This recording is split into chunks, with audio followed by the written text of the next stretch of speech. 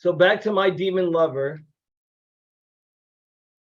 Now, Yeah, don't you get dressed up like that at all for Natalie, okay?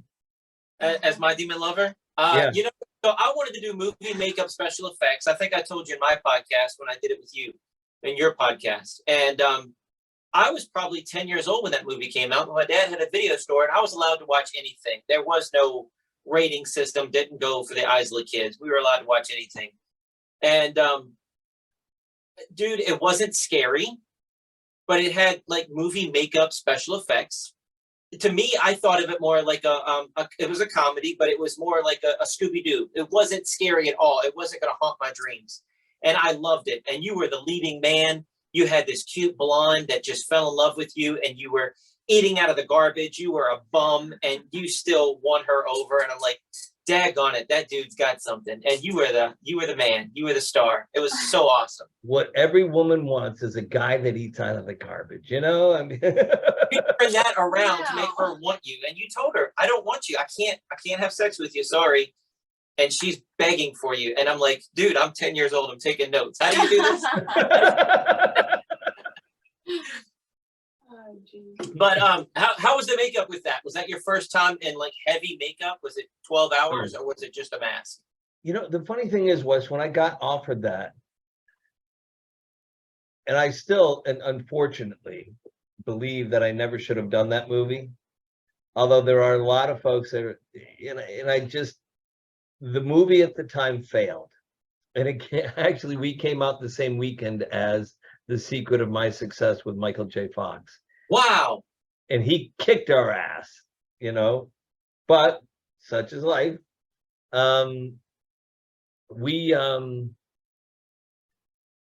When I read the script, and Natalie, I don't think, have you ever seen the movie? Yeah, I watched it just last weekend. Okay, so you know, at one point I play an old Jewish woman, and another point I play like a fat Buddha man, and another point I play like a leopard or something. Then I play this monster. I morph into all these different characters. And when I read the script, I thought, well, this is cool. It's kind of like theater. It's sort of like a Greek tragedy. I become all these different characters. I thought, yeah, I can get into this. I'll try this. I didn't realize that I actually had to become all those other characters. And I didn't realize, again, I'm looking for a picture that I found of me in the makeup chair, getting that makeup on. Some of that makeup when I was the monster with the double horns, and it came over and it went all the way down my arms and to here. That took 13 hours to get into. Wow. That's what I was 13 thinking. hours to get into the makeup. Then I shot for 16 hours, and then it took 3 hours to get out of the makeup. So if you do the math, that was a 32-hour day. And that was a week of 32-hour days. And I was just, When did you sleep? well, you have, I mean, per the law, you had a 12-hour turnaround, which meant from the time you're released from the set to the time they can bring you back is 12 hours. But then you're driving home, you're trying to get to sleep, you still got this goop in your eyelashes and in your ears, and it was crazy. I would never do it again. I don't know how. Remember that show Beauty and the Beast? With Ron Perlman had to get into that. Yeah. I don't know how he did it. I don't know how they did it. I don't know how somebody had to do that time and time and time again. I think a lot of that now is done with CGI. Well, Jerry and the Grinch, he was talking about, and he had contacts and everything. And yeah, teeth. Yeah, dude, I don't know. So that long in the makeup. Well, the other thing too, remember the hands and the nails? And I couldn't unzip my pants. I couldn't. So in order to urinate, I had to have one of the makeup artists go to the bathroom with me. And oh my, you're the star of the thing. I mean, that's Wes is like, what, that doesn't happen all the time? Only yeah, makeup you're the on? star. You're the star of the movie. I should have just had a catheter. They They should have just put a catheter in me. I could have had a bag walking around, you know? But you said it was a flop, but according to IMDb, it doubled its money. It made about 30 million all in. Right. Wow. But it Yeah. only cost It less only than cost 4 million. And Okay. The IMDb over numbers are wrong. over 36 years, it's made about 30 million. But at the time, you see, at the time also, Hollywood's a very fickle lover. And I should have done a movie where I didn't take the lead. I came on Family Ties and I got a great response.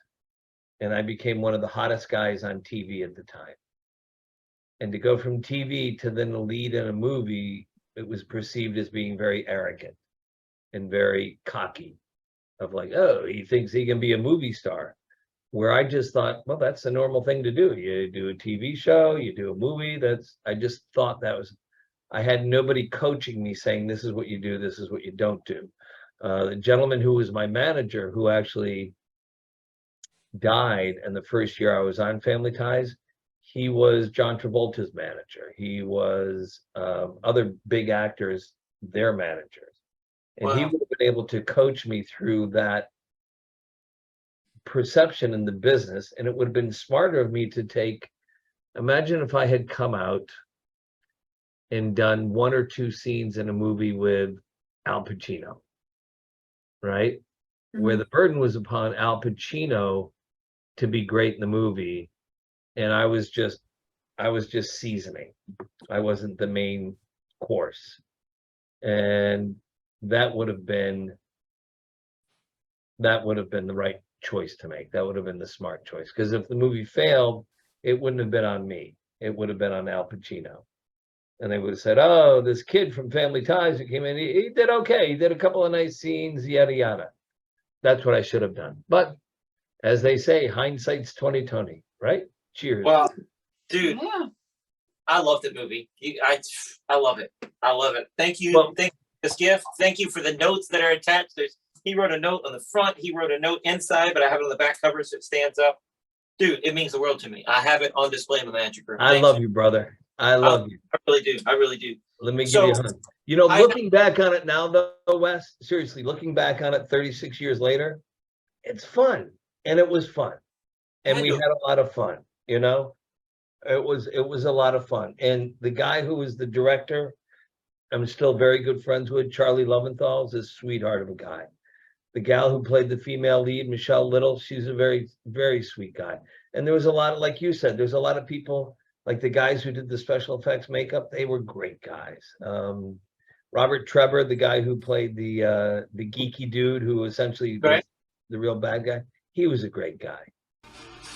Check us out online at wesisley.com and patreon.com/Wes_Isley for behind-the-scenes videos, blooper videos, never-before-seen footage, discounts on merchandise, magic trick tutorials, and more.